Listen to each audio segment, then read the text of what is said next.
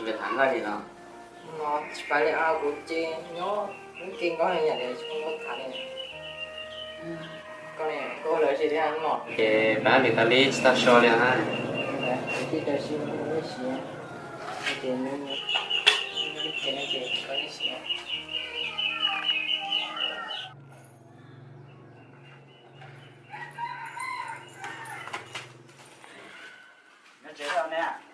Đây tao là. Tao là cái gì?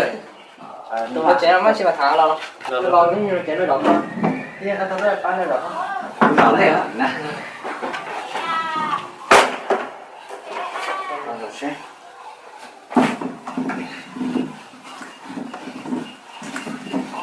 Đây không nó mới chỉ sợ.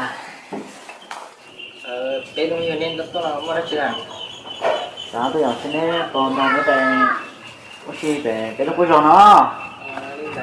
Tại vì phải sao nó cái chúa xí này. Đó. Xong ăn kìa. Sai rồi phải mà. Nó kiểu cần chuẩn tàn tao thôi á, xe đi về đây hả? Nè. Mình bay thế nào chứ? Chúng nó biết phải mà. Giờ tôi giọng nữa. Nó tàn tao thôi á. Rồi chỉ không như cái kia cái lái mà. Đúng, giờ sai không vậy. Ông ba thì cái nó toàn cái tay. Linda. Đây là cái chỗ A. Bé đông nhiều nhớ bé học phải mà. Cái phải mắcของcái kia phải gió nhá. Linda. Phải chỉ cái chỗ A. Linda. Bây giờ tôi giỏi thế. Cái kia bạn gió. Phải tôi nói cái gì đó. Cái cái bên gió. Linda. Sai.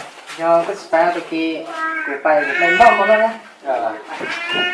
Nó tôi chia sẻ chắc.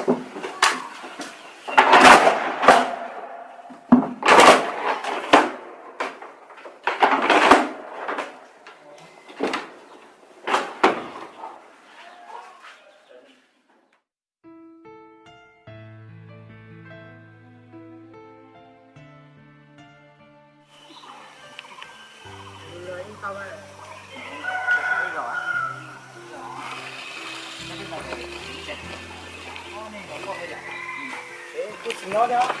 Này chúng ta con. Cái này ở đây à.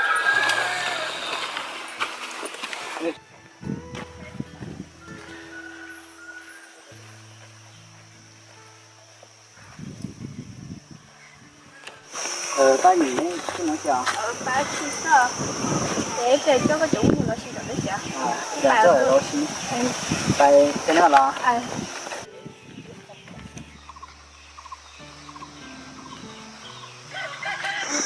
Nó hình được đó tụi mình cái bánh xá. Nhà thế mà. Bánh xá cái nó tay xí. Mình để chỉ có đó mình suy tỏ. Đây, cái đó thì đây. Này lò chụp cứ. Cái thằng xe. Rõ. Rồi mà thả. Này giờ lò mua lửa chưa? Cái đó cái gì nó lo, cái gì nó lo lên con đó.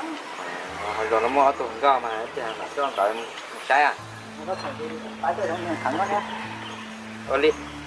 Cứ cho bác cứ nó lo chuyện nó đấy. Nó sẽ.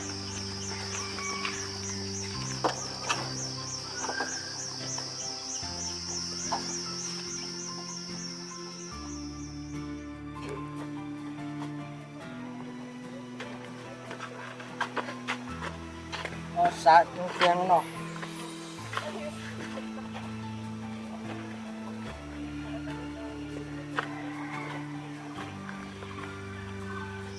Cứ này tí lò về cho nó trong túi về ba. Cái bên gì rồi chết thằng câu chết thằng câu mà nhó là. Ba. Để ông trồng ra.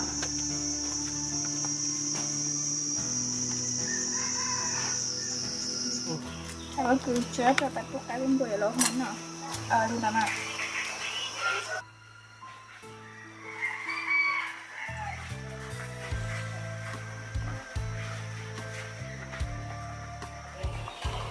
Itu loh. Betul. Ada barat chưa? Tôi cho cứ nó tôi say nét xa. Đó. Nhớ rồi. Trong xong mà. Để tôi cho đến nét nhó à? Áp chế. Cũng là chị cái này là cá lò. Con lim. Cái này là cá lò. Rồi một gạo lúc trước này tao lại đó.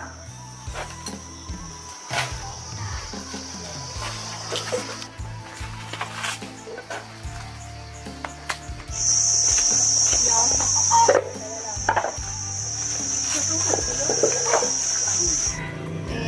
bé hơi chảo. Cú hú xiên nào. Cũng không kìa. Coi ấy. Ok. Đó, dùng mà. Nè nè. Cú mì á. Cú bạc. Nè lên đi trong cái này nè. Cú chỉ dùng hết mà. Ta chỉ lấy bút không. Còn cười chỉ phải là chảo. Mình lấy còn gì đi cho cái người đi xiên không? Tao mà. Để Linh đã ướp vào món hỏi thì từ chỉ tôi bạc bạc chảo. Mình đã cho tắm chảo. À, chế này ba. Mình đã.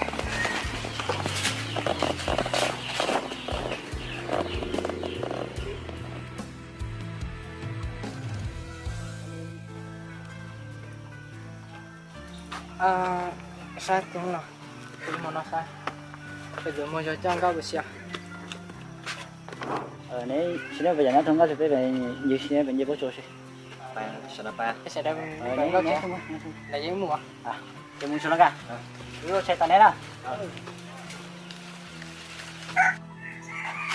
Ô với nhiều với nhau với cái này. Ba đứa biết sao?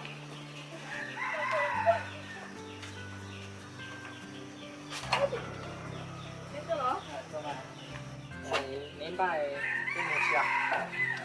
Nhưng mà Chúng mới đặt một xíu.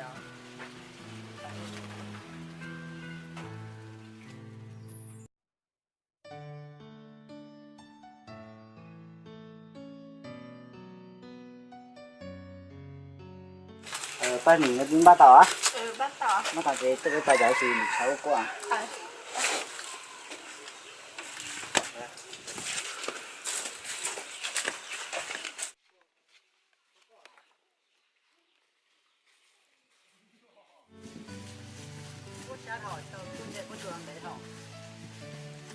mà mua chẳng có gì á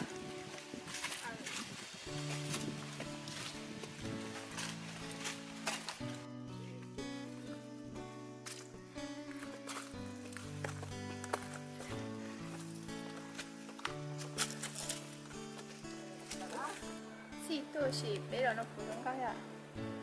Cô dùng cao theo tôi là chỉ能用高个的嘛。 Được, dùng mà để giáo tôi đó này. Đấy, nhưng mà xe tôi tại lý sao muốn đó nên nhập nhau tại này. Được. Dùng mà Sao chỉ cho tên nếu rồi nói dùng muốn này dùng cao đặc biệt gì xe nè. để chỉ dùng cái đã tự sợ. Thay nếu mà dùng cao cái này tên gì con nè. Được, thì Tiếng à, người chỉ nhớ đến xe tặng to. đó. Nghĩ ra là một cũng biết là cũng sẽ có cái nhưng đâu cũng phải xử lý nè. Phải lại mà. Đó, là chỉ vậy ạ. Nghĩ giáo có tụi mình nó sẽ có tụi mình đâu có cần đâu có tụi mình cái là đâu mà. Cứ mà đi đó. Đó. Ê, nhìn lo lên đó xí cứ gặp bác sĩ nó bênนู้นmà lo. Lên đó mà.